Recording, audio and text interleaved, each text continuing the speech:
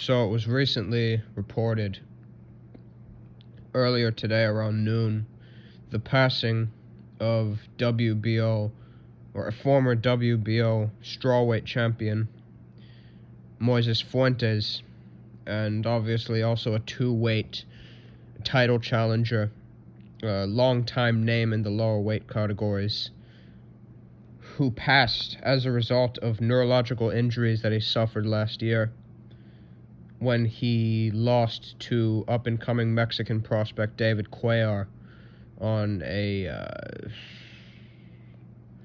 think a Zanfer card, but a fight that he was seemingly unfit to take part in, and I was immediately kind of alarmed when the fight was initially announced, as Fuentes had been out of the ring for 3 years to that point since his brutal knockout defeat to Chocolatito, and heading into that fight,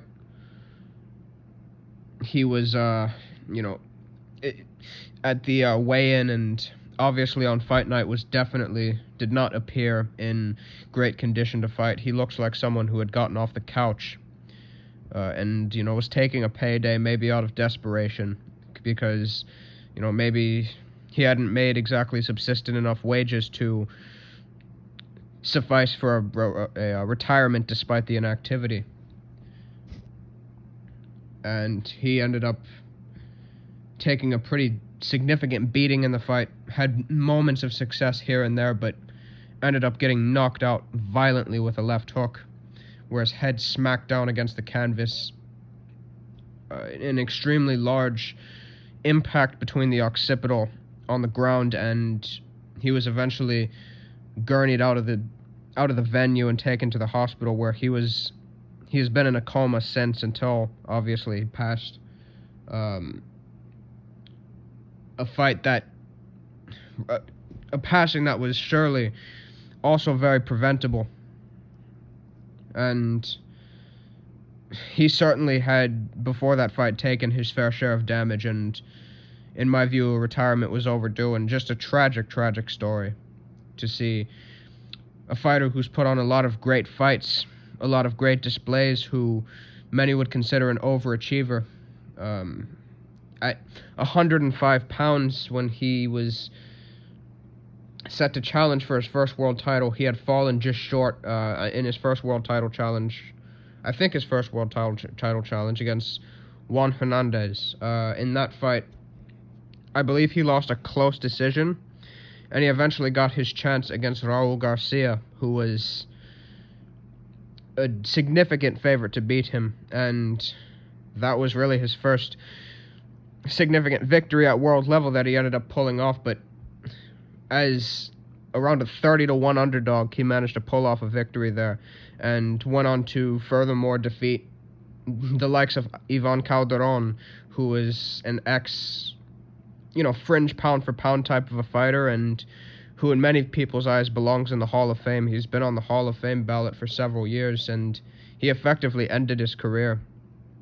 Obviously, one could maybe scrutinize and say that Calderon was past his best, but he had only suffered one defeat to that point, to Giovanni Segura, and a very, very impressive result. And really, those two were not even the most impressive victories on paper that he would achieve in his career, but even afterwards, he would go on to give the great Filipino legend Donnie Nietes, 4-division world champion. He would go on to give him two of the toughest fights of his career. The first fight, which was rather controversial, he managed to take him to a draw. The second fight, he ended up getting stopped. Nietes improved upon his mistakes in the first fight, though many observers still felt he had deserved to win the fight. Was still able to break Fuentes down and score a stoppage, but Fuentes would still go on to make an impact for himself. And in late 2015, he managed to pull off an upset victory over former unified 105-pound champion and still a viable 115-pound contender to this day, who has his share of longevity, Francisco Chihuas Rodriguez Jr. And he managed to win a split decision in that fight, in a fight where most people also, felt that he deserved to win as well. Many people felt it wasn't really a split decision. That's probably the best victory on paper of Fuentes' career. And this was only, I believe, a year removed from his title reign at 105 pounds, where he unified against Takayama in that Fight of the Year contender. Excellent victory on his resume, but obviously, in the forthcoming year, he would be knocked out on New Year's Eve in Japan against Kosei Tanaka, and that would be kind of the beginning of the end for him, as he would end up going on a string of knockout defeats. He'd be knocked out, or he'd lose a majority decision, I believe, against Ulysses Lara, and then who was the person? Daigo Higa. He ended up getting stopped by him in a round, and then he basically was finished off by Chocolatito, who used him basically as a tune-up fight after he was knocked out by Srisuke Sorongvasai. Which obviously would have been a good time to call it a day, but I suppose maybe unfortunately he found, as I previously mentioned earlier in the video, maybe the wages he had made for those fights, the fact that he never, got a huge fight with a huge name, at their peak and was able to garner a significant payday, I suppose might have been his reason for coming back. Maybe he felt the itch to fight again, as, fighters obviously tend to have that almost degenerative competitiveness, and unfortunately, he ended up having to pay the ultimate price in a fight that really was preventable and should not have happened.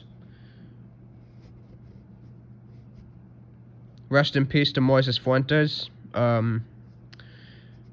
A great ambassador for the sport, a warrior, a world champion, and a person whose fights, whose upsets, and whose overachievements even, despite sometimes his lack of talent level, even relative to many of his opponents, like a Rodriguez, was still able to garner major success at those lower weight categories, and who definitely deserved a lot more spotlight, when he was at his peak. And unfortunately, he passed at the hands of the sport. So rest in peace to Moises Fuentes.